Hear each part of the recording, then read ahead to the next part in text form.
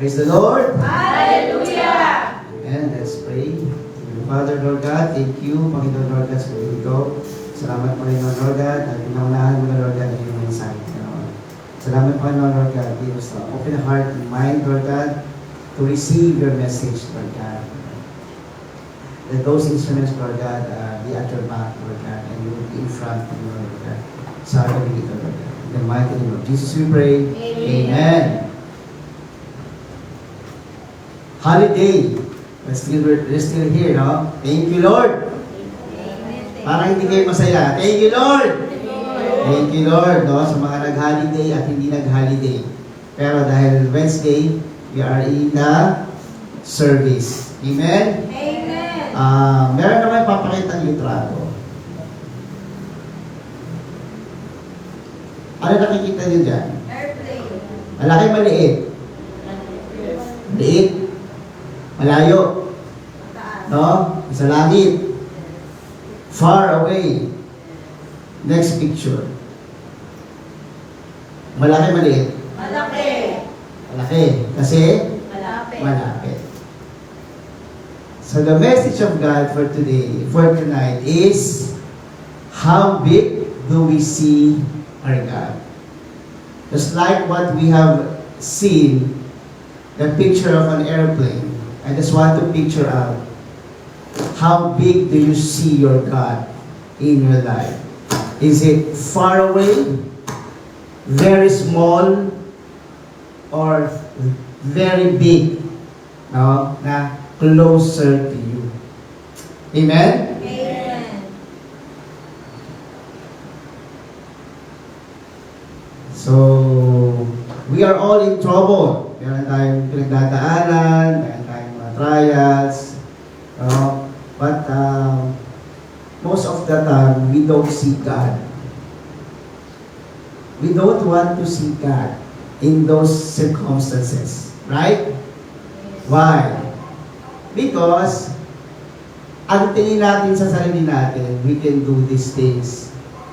Ayaw ko itong gawin. Gagawa muna ako ng paraan. I will make my own thing first before I ask God. No? Pero ang Lord, nandyan lang eh. He is, sabi ng message last Sunday, He's the Creator. He's bigger than everything. Amen? Amen. Amen? That's why, how do we perceive God in our life? So, in my devotion, Psalms 147 says, praise the Lord. How good it is to sing praises to our God. How pleasant and fitting to praise Him. The Lord builds up Jerusalem. He gathers the exiles of Israel. He heals the brokenhearted and binds up their wounds. He determines the number of the stars and calls them each by name. Great is our Lord and mighty in power. His understanding has no limit. No? That's the God we have. Amen? Amen. Nararamdaman ba natin? Yes. Nararamdaman ba natin? Amen. Parang pag, amen, amen. Naramdaman ko ba? No? Hindi tayo sigurado. Why? Because we neglect our God. No? Aminin na natin sa sarili natin, no? We put it aside every time, no? Pero ang sinasabi, di ba? The greatest command is love the Lord with all our heart, mind, soul. Di ba? And then love our neighbor. Sometimes, we love ourselves first before loving God. That's why, nakakalimutan natin yung big God that we have.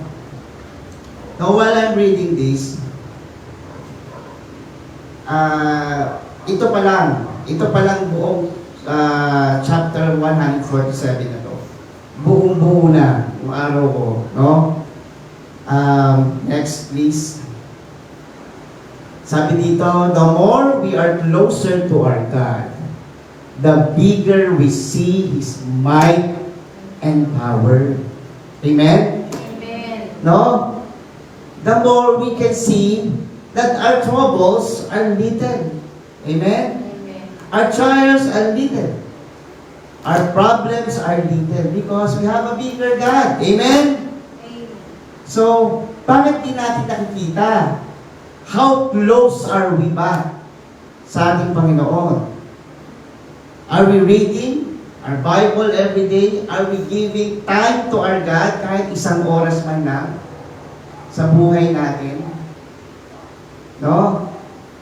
Yung iba nga, 5 minutes lang eh. Magtatasa lang mo, 5 minutes lang to. Mabilisan pa. Diba? But do we really have time to God para magkaroon tayo ng close encounter to Him? No? That's the missing point. That's the missing part.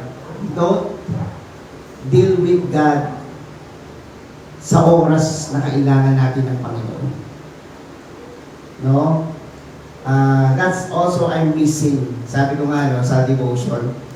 Nung nasa Saudi ako, I have plenty of time with God. Kasi pagkatapos ng trabaho ko, pagkatapos mo makipag-usap sa pamilya ko, I still have time to reflect, to pray, no? To have my devotion from 1 hour to 4 hours before I sleep. Ganon kahaba yung oras, no? But dito, dami natin ginagawa eh, no? So we don't have time. So we make time. Yun yung lagi reminder sa atin, no? We make time. Even in going to church, no? Dapat meron talaga tayong personal devotion with the Lord. So we will come closer to Him. No? Tuloy natin sa verse 6. Sabi dito, the Lord sustains the humble, but casts the wicked to the ground. Sing to the Lord with grateful praise. Make music to our God on the harp. He covers the sky with clouds. He supplies the earth with rain and makes grass grow on the hills. He provides food for the cattle and for the young ravens when they call. His pleasure is not in the strength of the horse, nor his delight in the legs of the warrior. The Lord delights in those who fear Him, who put their hope in His unfailing love. Amen? So the Lord delights for those who fear God. Amen? Do we fear God? Amen. So God is delighted in us. Amen? So that's how magbamanifest yung closeness. Why? Kasi we fear the Lord. No? And when we fear the Lord, His humility sustains us, not our humility. Because technically we are prideful. Amen? We are sinful. No? We don't have that humility of God. So we ask God's humility, no? To sustain us. Not our humility. It's God's humility. Amen? So when we fear God, God will intervene. Amen? No, the Holy Spirit, no, will guide us. That, Lord, when we pray, Lord, humble us more. Lord, let your humility be upon us. So it's never our humility. Amen? No, it's God's humility. And then, there is a beginning of wisdom. Amen? When we fear God, no? And then we will experience, no, that God is providing all our needs. No? Let's go back now to the verse. He supplies the earth with rain and makes grass grow on the hills. No? He provides food for the cattle and for the young ravens. Mga hayop to, what more sa human being? Amen? Amen. What more sa image of God that we have, that we are? Amen? Amen. No? So this is how great and mighty, how big our God is. Pero bakit hindi natin siya nakikita? No? There's a missing part of it. No? Tuloy ko lang. Ituloy ko sa verse 12. Yan. So, extol the Lord, Jerusalem. Praise you, God, Zion. He strengthens the bars of your gates and blesses your people within you. He grants peace to your borders and satisfies you with the finest wheat. He sends His commands to the earth. His word runs swiftly. Amen? No? Parang last Wednesday, no? We are a fountain of grace. Amen? No? So whatever we experience, and wherever we hear from God, we share it. Amen? We share. No? Hindi kasi po pwede i-contain mo yan. Kasabog ka. No? Because that's the love of God. The love of God needs to be shared. No? The goodness of God needs to be shared.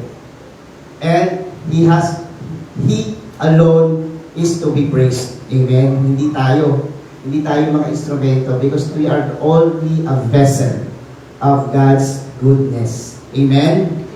Amen? Sabi dito, no? He grants peace to your borders and satisfies you with the finest wheat. There's always peace in God. Amen? No? All the worries of life, hindi yung galing sa Panginoon. Because God provide peace. No? Sabi sa Philippians 4:7, and the peace that transcends all understanding. No? Hindi yun maiintindihan ng human understanding. It's God's understanding, no? Yung peace na yun, binibigay niya na doon sa kalagitnaan ng chaos, sa kalagitnaan ng gera, there's a peace and calmness sa mga anak ng Diyos. Amen? Amen. Amen? Yung ramdam mo, yung parang slow-mo, di ba, sa mga movie, nagkakawalaan na, nagkakagulo na sa buong paligid, pero ikaw, you have the peace of God in you. Amen? Amen? Amen. So are you feeling the big God that you have? Amen? Amen. So sana nag-share ko sa inyo no, how I am imagining God in my life right now. So it has to be also the same God that I have. I-share ko sa inyo. No? Kung gano'n natin siya nakikita, dapat mas lalo tayo nagiging masaya. Mas lalo tayo nagiging peaceful. Mas lalo natin na-appreciate ang Panginoon sa buhay natin, no? Because that's our God. Amen? Amen. Amen? Amen. Next. Our God blesses not only us, but also our families and loved ones, no? I will bless you up to your fourth generation. Amen? No? Ganon ka-generous ang Panginoon. Not only to you, even our families are not faithful. Because this is our family, binibless pa rin ng Panginoon. Amen? Amen. No, it's not exclusive to you and to your family. Even your relatives and loved ones. Amen? Amen. No? Pati nire-reach out natin. God also provides blessing. Amen?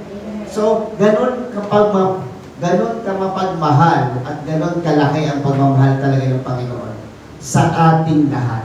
Amen? So, hindi siya selective. Kung sino lang nandito, siya lang ang i-bless, hindi. No? Kahit hindi tayo faithful, binibless pa rin tayo ng Panginoon. And that is Amen. love. No? That's the love of God. No? Na hindi talaga dapat mawala sa atin. Amen? Amen. Next. Sabi dito, He spreads the snow like wool and scatters the frost like ashes. He hurls down His hail like pebbles. Who can withstand His icy blast? He sends His word and melts them. He stirs up His breezes, and the water flows. He has revealed His word to Jacob, His laws and decrees to Israel. He has done for this for no other nation. They do not know His laws. Praise the Lord. This is for Israel. But now, it's for all of us. Amen? Amen. No? The revelation of God has been received by many. At pati rin tayo. Amen? No? As we get closer to God, as we go deeper into His relationship with Him, naririnig natin yung small, thin voice. No? Nararamdaman natin. Ako nga, I have divine envy. Lord, I want to hear you. I'm praying that I really need to hear God No? Kasi yun yung manifestation, no? Pag sa atin, pag gusto natin maramdaman ng Panginoon, we need to ask. No? We need to ask, Lord, I need to receive you. I need to hear you. I need to hear your message. No? I need to hear your voice. Praise God to those who hear God. No? Amen. So ang feeling ko ngayon, malayo pa rin ako. I'm still far away. Because I cannot hear yet God. Amen? No? But through His words, whenever He has given me word, that's how I feel Him. Amen? That's how I feel God in my life. In our family's life. Amen? Sometimes, ikagagalit mo nga lang pagka yung alam mo, feeling mo, ikaw, you want your family na maramdaman din yung nararamdaman mo. Pero hindi mo ma-explain paano. Hindi mo ma-explain paano mo i-share. O, lagi mo lang sasabihin, pray. No? Pray. Whenever you doubt, pray. Kasi yun lang naman ang sagot, no? We need to communicate with God. So God will give us answers. The answer will not come from man. The answers will come from God. Amen? And God will use man to let you know that He answers you. Amen? No? Ganun kasi siya talaga. No? Ganun. Kung nung unang panahon, the angels will come. No? And the angels, ang tawag doon, sabi ni Pastor Mark, yung binibigay niyang permiso, no? Pinapermit niya na magpakita kasi meron siya ibibigay na mensahe. No? Ngayon din meron din naman. No? Meron pa din naman. So, those people na ginagamit ng Panginoon para iparating sa atin ang mga mensahe na to. No? Gusto ko lang balikan yung verse 5, no? Great is our Lord and mighty in power. Amen. No? Whenever we hear that, great is our Lord and mighty in power. Wash out na dapat yung iniisip natin. Wash out na yung duda, wash out na yung problema, wash out na yung lahat ng worries of life na meron tayo. Amen? Amen. Amen? Amen. So, paano natin siya ma-receive? No? Come closer. Come closer to God. Not come closer to your neighbor. Magchismisan kayo ng neighbor, hindi nang sinabi. Come closer. Draw closer to me. Amen. No? Amen? Amen. Amen? Kasi yun lang naman. No? Yun lang yung gusto niya parating ngayon. No? Dapat ang makikita natin Panginoon ay ang malaking Panginoon na meron tayo. Amen? The big God that we have, the mighty God that we have, Amen. no, in our life. Kaya yung makikita natin. No? Kasi kung ang plagat natin makikita yung problema, hindi talaga natin makikita ang Diyos sa buhay natin. Amen? Amen. Because those trials and temptations are testing of our faith. No? Kung talaga bang tayo ay kakapit, or we are holding on to the promise of God, or not. Amen? Amen. Amen? Amen. So, ganito lang kasimple. No? How now do you see God in your life? Is it big or small? So, wala kayong nakikita. Tinatanong ko na kayo. Tinatanong ko na kayo. Ngayon sa puntong to, how big or small is your God right now? Is it big or small? Big. Big. Say it louder. Big. Amen? Amen. So, paano? Sabi dito, I just end it with a prayer. Sa last slide. Meron pa ba ako? Dalawang slide. Yan. Our God is bigger than our trials and Amen. problems. Amen? Amen. So God are the trials and problems. Yes. No? God are the worries. God are the doubts. No? Pati yung pinagdadasal natin, we don't need to worry about it. Because Amen. God will handle everything. Amen. Amen? Amen? Amen. So sana araw-araw natin i-declare, my God is big. My God is mighty. No? My God is powerful. Amen? Amen? Amen. He gives me strength. No? He provides everything that I need. Sana ganun lagi yung i-aatal natin sa Panginoon. Every now and then, no? When we feel worried, we pray, Lord God, I know that you are big in my life. No? You are big in my trials and problems. Ikaw na ang mauna. Amen. I don't need to worry about anything because it's you who Amen. will do it for me. Amen? Amen. The Lord's battle and it is for our victory. Amen? Amen. So let's stand on our feet and let's pray. This only prayer. Lord God, draw me closer to you Amen. so that we can see how big and mighty you are in our lives. Amen? Amen. Sabay-sabay natin dasal dito dahil ito lang ang kailangan natin so we can see how big and mighty our God is. Amen? Amen. Okay, church, let's pray. Heavenly Father, Lord God, draw me closer to you, O God, so that we can see how big and mighty you are in the lives, Panginoon. Lord, open the gates of heaven, Panginoon, Lord God, as you draw closer to us, Panginoon, Lord God. Sa gabi ito, Panginoon, Lord God, sa lahat ng pagkakataon sa buhay namin, Panginoon, Lord God. Lord, convict us, Lord God, to draw closer to you, Panginoon, Lord God, so we can see the biggest part of you, Panginoon, Lord God, in our lives, Panginoon, Lord God. Ikaw lahat, ang nagbibigay lahat. Ikaw nagpo-provide sa amin lahat, Panginoon, Lord God. Ikaw lamang, Panginoon, sapat na sa aming mga buhay, Panginoon, Lord God. Lord, let us encounter you, Lord God, every day in our life, Lord God, and let us encounter you in our dreams, Panginoon, Lord God, sa tao, sa paligid namin, Panginoon, Lord God, sa simbahan namin, Panginoon, Lord God, sa lahat ng mga instrumento mo, Lord God, na gagamitin, Lord God, para mapalapit kami sa iyo, Lord God. Lord, convict us, Lord God. Reveal yourself to us, Panginoon, Lord God, the dreams and vision, Panginoon, Lord God, so that we can see, Lord God, we can feel that you are big and mighty, Panginoon. You are powerful in our lives, Panginoon, Lord God.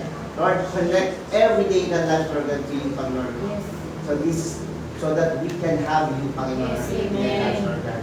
Na hindi kami mawawala sa iyo, Panginoon, Lord God. Lord, draw me closer. Draw me Yes. closer to you, Panginoon. Draw me closer to you, Panginoon, Lord God. In every step of the way, Panginoon. Oh, Lord God, the desires of our heart, Panginoon. Alam na alam mo yan, Panginoon, sa akin, Panginoon, Lord God. We don't need to doubt you, Panginoon, Lord God. Amen. We don't need to worry about it, Panginoon, Lord God. Amen. Because your promise, Lord God, will manifest in Yes, our life, amen. Panginoon, Lord God. Lord. Because you are a great God. Yes, You are an amen. amazing God, Lord God. Amen. You are a big God, Lord Yes, God, in our life, amen. Lord God. We declare victory upon Yes, victory, amen. Lord God. And blessing upon blessing, Amen. Lord God. Will be Yes. pouring out in our lives, Panginoon, Lord God. Amen. In the mighty name of Jesus we pray. Amen. Amen. Thank you. Thank you, Lord.